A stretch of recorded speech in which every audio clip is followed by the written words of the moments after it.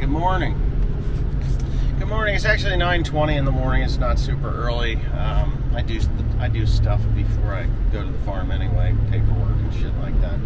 I hate paperwork, but YouTube videos and stuff like that. I'm not hauling any hay at this moment. Just not. I don't. Well, my truck's not registered. Let's put it that way. The truck ran out of registration in April, and I have in New Jersey, I have to get a thing from the state of New Jersey through the Rutgers Extension Office in order to register my vehicles with farmer plates. Okay, so with farmer plates, you got to do all this paperwork. Well, you used to just go into the office over here, the Rutgers Research Extension Office, Rutgers State Extension Office, where, you know, farmers are supposed to go to learn about the birds, the bees, and how to grow crops. Anyway, but since COVID, they've made it so that you have to do it online or request a form online and then print it out, fill it out, and then return it. Well, the paper is like a mile long. So I just went and I rung the doorbell and I got this woman to hand me the thing. She's like, well, you're going to have to put it in the Dropbox and then we will call you when it is ready. Well, it's such a load of shit because, let's face it, COVID's over. I don't care what anybody says, COVID's over. It's one of these things, you're just going to learn to live with it or not. If you don't learn to live with it, you're going to lead a miserable life of fear. But anyway, whatever. So I got the piece of paper, I filled it out, and I put it into the little drop box, and now I'm just waiting for this to come back, which has been days now. Days instead of seconds, because they have to go over it, then they have to fill out their part of it, then they have to notarize it, and all that other happy horse shit, which is great, except it used to take literally 2 minutes to do this. Now it is taking days to do it. And in my opinion, it's just laziness. It's just... All right, so yesterday, me and Teresa went and greased this machine, the John Deere 750 grain drill. But I tell you, there's a lot of ignorant people out there in the world. Just a lot of ignorant people in the world. And I say that because there's just a lot of ignorant people in the world. You know, you can take this entire machine and rebuild it for under $15,000. And I mean, really just do a snap bang job in rebuilding it and be happy with the way it performs for under $15,000. And I've said this 100 times already, that a brand new one of these things literally is $75,000-$80,000 for a brand new one, if you can even get your hands on one. So if you've already got a 750 and you've got $15,000, it's easier to come up with $15,000 than it is $80,000. And of course, the work is intense and it's long, but you can do it. You can get it done pretty quickly. If you really set your mind to it, had a couple of people going, you could have this thing completely rebuilt in a matter of 3 days. Just tear it down, put it back together in 3 days. A lot of work, but can be done.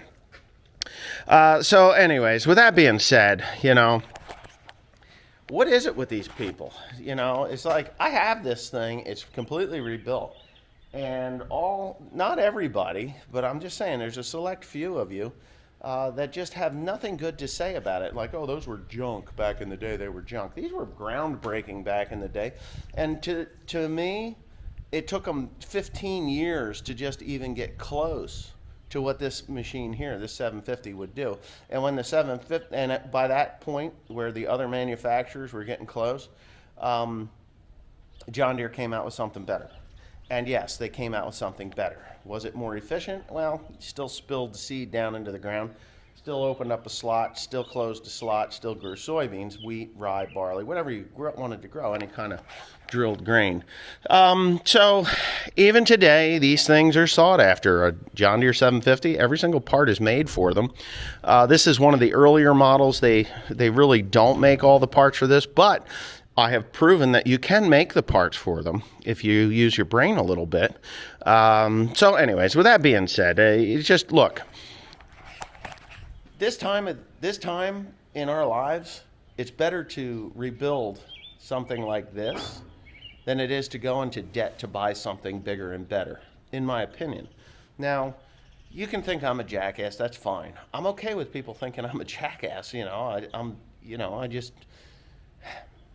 hope I'm not right. Really, honestly, I really hope that I am not right in what I'm thinking is going to happen in the ag industry in the next coming years. We got bird flu, swine flu. We've got crazy people in Europe, crazy people in Asia. And here we are with the highest dollar input costs ever recorded in history, and nobody's reporting that to the general public. And there's getting to be a little bit of farmer hate over this, because why are food prices going up? But yet they don't know. And it's okay.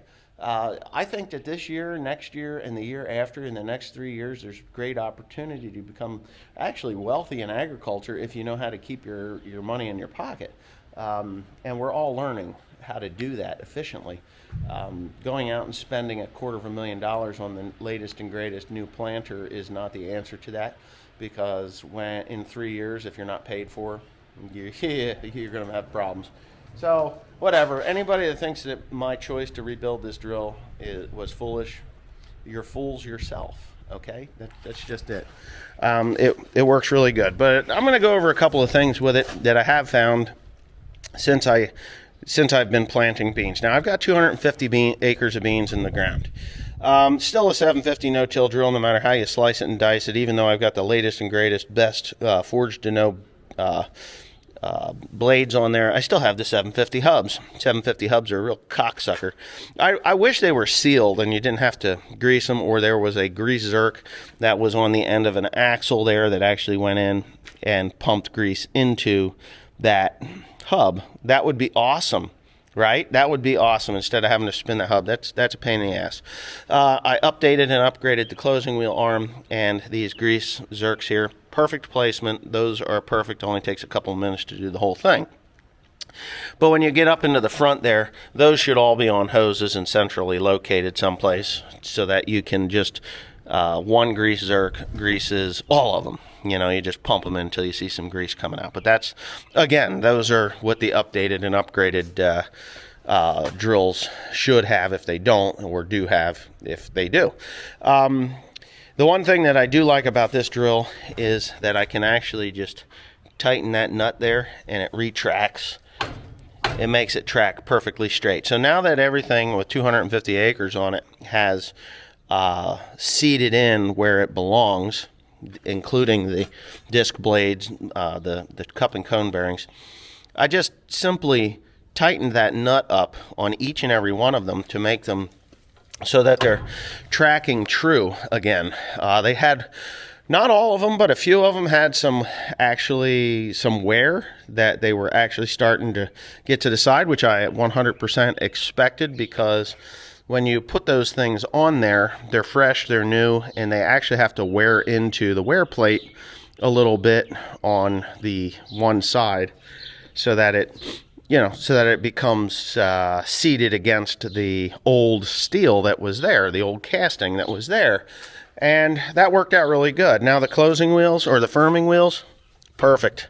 See, these things have worn in to the point where they are firming beautifully.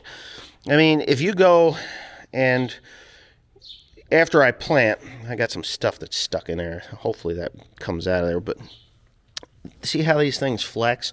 They find that slot really nice, and they firm that seed right into the bottom of the slot perfectly. It's not like the old wheels, these old wheels here, because those closing wheels for the John Deere 7000 are the same as the firming wheel on the 750. Needham Ag has these green ones, and they are just incredible those are the V8 closing wheel. They are smaller, and they just do their job perfectly. So if you do have a 750 drill, go to Needham Ag, Sloan Express. Shoop has all the parts. John Deere has a few parts that you can get that you can't get from these other companies, or if they're out, like the springs and all the little nickel and dime stuff. I bought I bought a lot of stuff for this thing, and it's beautiful. Now, I'm not saying that every drill is, the 11,000 and change that it cost me to rebuild it. You could probably completely rebuild yours if it isn't as worn out as mine was for probably $6,000 or $7,000. Yeah, $6,000 or $7,000, because I had to buy all the seed tubes and everything. Well, the newer drills were all converted over to these anyway. So there's, $50 a piece that you don't have to pay, or whatever it is, for those. If your boots are good, if you kept up with your blades and your boots are good, you don't have to replace your boots. The little seed tabs at the bottom of the seed boots, yeah, I'd replace them again. They're no big deal. Simple, just, take them off. It's one nut or one bolt. You pull it off, you put the new tab in there. And I would replace those with Needamag seed tabs, because they are already pre-cut to the slot like the V8 closing wheel. These have now worn, as you can see, they've worn so that they actually work good, instead of the cheesy John Deere ones or the Shoop ones that's just using the Needamag. These closing wheels, these things work awesome. If you don't have those style closing wheels, I would suggest you get them. They work really, really good. I will be using this drill again.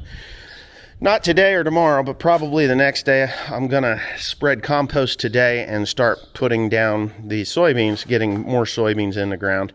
And I'm going to be planting corn in this coming week. Not this week, but next week. Probably going to start planting corn. I want the soil to be a little bit drier and warmer than what it is right now for that. So today's chariot is right there, that 7810 and that spreader.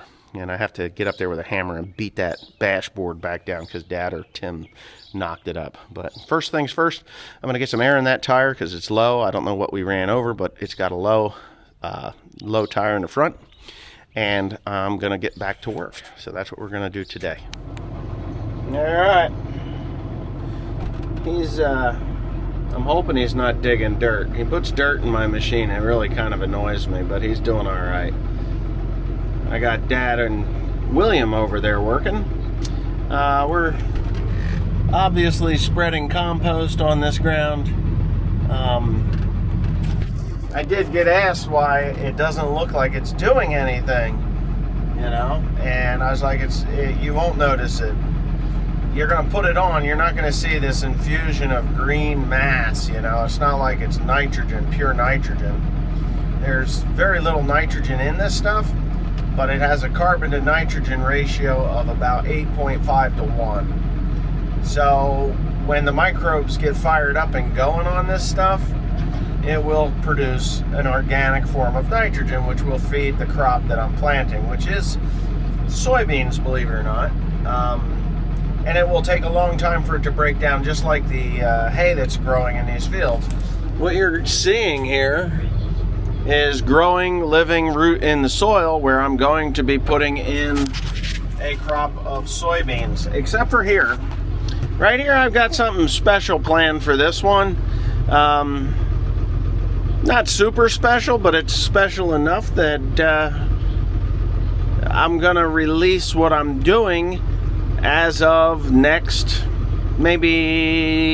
Yeah, it beats me to it. Well, that's dry enough as long as you don't put dirt in it. So yeah, so what I'm doing is going to be sold publicly, and I don't want anybody out here on the interwebs to decide, hey, you know what, that's an excellent idea, I think I'm going to do it too, and I just want it to be too late for the first year so that I have like an edge.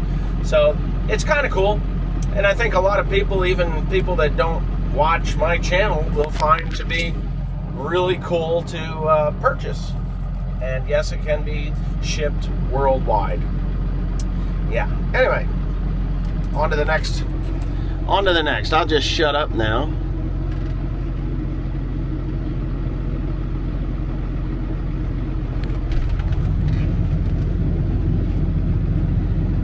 It's a big bucket. A lot of people tell me that that's a commodity bucket, not a dirt bucket. Well, it works good for compost.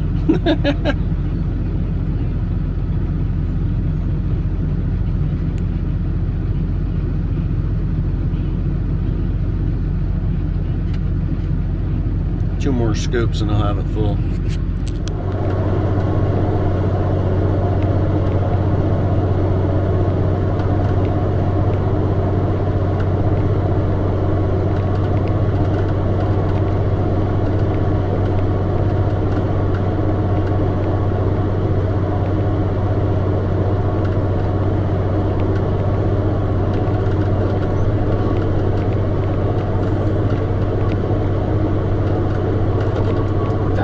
Does about a 5,000% better job than them damn shit spreaders did.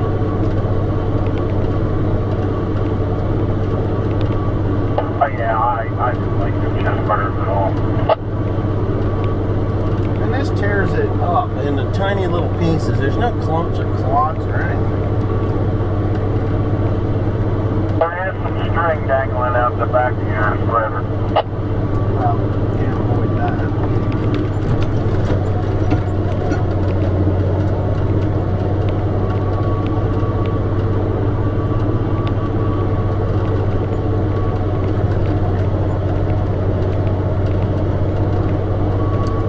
Beans popping through.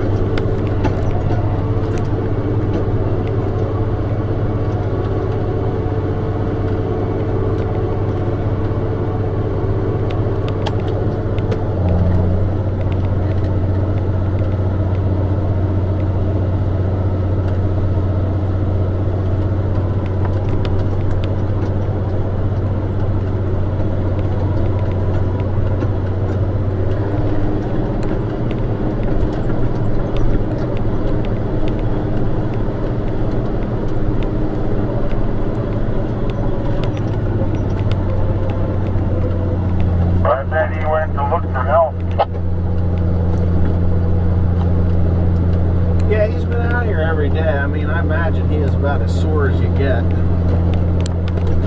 That store where that in Flemington, that's Steve's, right? Yeah, it's Steve's.